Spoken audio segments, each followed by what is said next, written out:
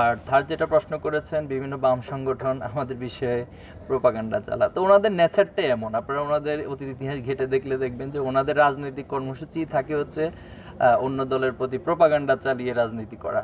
তো আসলে যাদের নিজস্ব আদর্শিক কোনো বয়ান থাকে না, যাদের নিজস্ব কোনো রাজনৈতিক এজেন্ডা থাকে না, তারাই আসলে এই জাতীয় কাজগুলোর সাথে সম্পৃক্ত থাকে। আমরা তাদেরকে শিক্ষা নেওয়ার জন্য বলবো, অতীত থেকে শিক্ষা নিতে বলবো, এবং 5ই আগস্ট পরবর্তী রাজনীতির যে নতুন ধারা সেটাকে বোঝার চেষ্টা করার জন্য বলবো, শিক্ষার্থীদের সাইকোলজি বোঝার জন্য চেষ্টা করার জন্য বলবো। আশা করি তারা সুস্থ ধারা ফিরে আসবেন ইনশাআল্লাহ।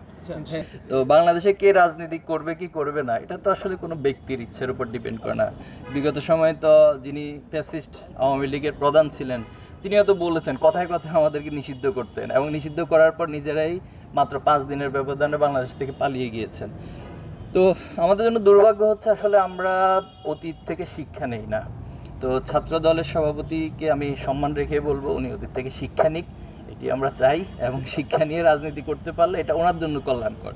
আর যদি শিক্ষা না নিয়ে ফ্যাসিবাদের সুরেই কথা বলে, তাহলে ফ্যাসিবাদের যে পরিণতি হয়েছে বাংলাদেশের সাধারণ মানুষ, সাধারণ শিক্ষার্থীরা সে একই পরিণতির দিকে ওনাদেরকে ঠেলে দিবেন। তো এই দায় তো আর আমাদের উপর যদি সেই দায় চাপিয়ে দেন, তাহলে এটা কিন্তু দুর্ভাগ্য।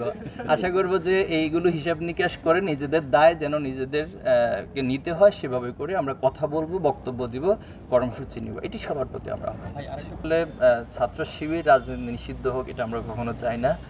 তো কিছু কিছু প্রেক্ষাপট তৈরি হয়েছে, যেমন যে ইউনিভার্সিটি বা যে ক্যাম্পাসগুলোর কথা আপনারা বলেছেন, সেখানে বিশেষ কিছু প্রেক্ষাপট ছিল। যেমন বুয়েটের কথা যদি আমরা বলি, আবরার ফাহাদের হত্যাকাণ্ডকে কেন্দ্র করেই মূলত কিন্তু ছাত্র রাজনীতির প্রসঙ্গটা সামনে আসে, এবং শিক্ষার্থীর দাবির প্রেক্ষিতে প্রশাসন সেটা মেনে নিতে বাধ্য হয়। তো এখানে দুইটা বিষয় ঘটে। একটা হচ্ছে বাংলাদেশের সংবিধান কি বলে। সংবিধান কিন্তু সবাইকে তার রাজনৈতিক স্বাধীনতা দিয়েছে, এবং যে কেউ যে কোনো দল বা সংগঠন করার তার অধিকার রয়েছে, এটা তার মৌলিক অধিকার। এটা একটা পার্ট। আরেকটা পার্ট হচ্ছে ক্যাম্পাসের বাস্তবতার প্রেক্ষিতে ক্যাম্পাস প্রশাসনের সিদ্ধান্তের বিষয়। তা আমরা দুটোকে সম্মান করি। এজন্য কোনো ক্যাম্পাসে যদি সামষ্টিকভাবে সবাই, অধিকাংশই যদি সেখানে একমত হয় যে না, এখানে রাজনীতি চলবে না, তা আমরা সেখানে বাড়াবাড়ি করতে চাই না, আমরা তাদের সেটার ইচ্ছাকে সম্মান জানাতে চাই। তবে বাংলাদেশের জাতীয় পর্যায়ে ভূমিকা রাখার জন্য সেই ক্যাম্পাসগুলোতেও যারা আছেন শিক্ষার্থী, আমরা তাদেরকে পুরো রাজনৈতিকভাবে সচেতন থাকার জন্য, এবং কেউ যদি পার্সোনালি তিনি রাজনীতির সাথে সম্পৃক্ত হয়ে দেশের জন্য কল্যাণে ভূমিকা রাখতে চান, নিঃসন্দেহে এটাকে আপনি বাধা দিতে পারেন না। সেজন্য আমরা দুটো বিষয়কে ব্যালেন্স রেখে ছাত্র শিবির তার অবস্থানকে সক্রিয় রাখার চেষ্টা করবে। আর প্রথম প্রশ্নটা কি ছিল? ফ্যাসিবাদ বিরোধী ঐক্য আলহামদুলিল্লাহ এটা আছে, এটা আপনারা কখনো ভুল বুঝবেন না। রাজনৈতিক প্রেক্ষাপটে আসলে এক একজনের দল মত আদর্শ ভিন্ন থাকে, এবং ভিন্ন বয়ান আসবে, ভিন্ন কথা আসবে, ভিন্নভাবে উপস্থাপন আসবে, কিন্তু তার অর্থ এই না যে ফ্যাসিবাদ বিরুদ্ধে আমরা মানে ভাঙন হয়ে গেছে, বিষয়টা তা না। আপনি দেখবেন এখনো পর্যন্ত হাসিনা কোনো একটা বক্তব্য দিলে কিন্তু যে ঝগড়াঝাটি যাই করুক না কেন, তখন কিন্তু গলা এসে সবাই একসাথে এক কাতারে দাঁড়িয়ে যায়। তো এই জায়গাগুলো আলহামদুলিল্লাহ আমরা বিশ্বাস করি যে ফ্যাসিবাদের প্রশ্নে ইনশাল্লাহ বাংলাদেশ ঐক্যবদ্ধ থাকবে, এটা আমরা দৃঢ়ভাবে বিশ্বাস করি। বৃক্ষরোপণ ছাত্র শিবিরের নতুন কর্মসূচি না, আপনি যদি আমাদের বিগত সময়ের ওয়েবসাইট থেকে শুরু করে আমাদের সোশ্যাল মিডিয়ার প্ল্যাটফর্মগুলো যদি চেক করেন, তাহলে এটা পাবেন। এবং তো এক্ষেত্রে আমরা অন্যান্য সময় বেশ কিছু মাইল ফলক বা গুরুত্বপূর্ণ প্রোগ্রামও করেছি। যেমন একটা সময় হচ্ছে 1,47,000 গাছ আমরা লাগিয়েছি। এরপরে হচ্ছে আমরা শহীদদের, অর্থাৎ যতজন শহীদ হয়েছে, শহীদ বাগান তৈরি করেছিলাম। এভাবে বিশেষ বিশেষ কিছু আকর্ষণীয় আমরা বিভিন্ন সময় আয়োজন করেছি, এবং আমাদের এই ডকুমেন্টেশনগুলো আছে। ইনশাল্লাহ আমরা আপনাদেরকে এগুলো প্রোভাইড করব ডকুমেন্টারি আকারে।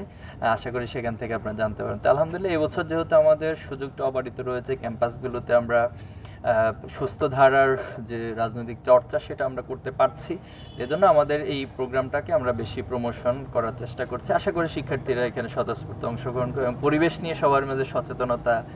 এবং আপনি জানেন যে পুরো পৃথিবীতেই কিন্তু এই পরিবেশ বিপর্যয়ের জন্য সবাই হুমকির সম্মুখীন হচ্ছে, এবং থার্ড ওয়ার্ল্ড কান্ট্রি হিসেবে অথবা উপকূলীয় অঞ্চল হিসেবে আমরা কিন্তু এটার সমস্যার জন্য সবচেয়ে বেশি সম্মুখীন হওয়ার সম্ভাবনা আছে।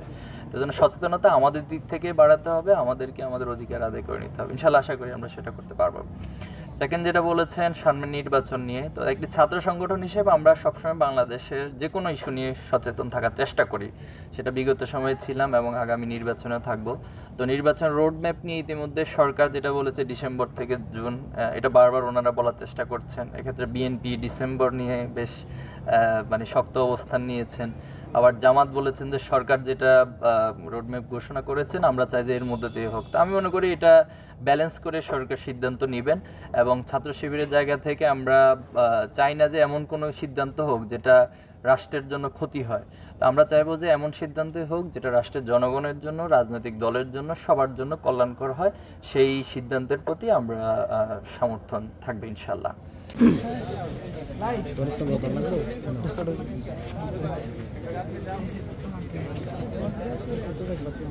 ভাই আর্থিক পদ দিলে দিতে পারেন ক্যামেরা। আচ্ছা ঠিক আছে।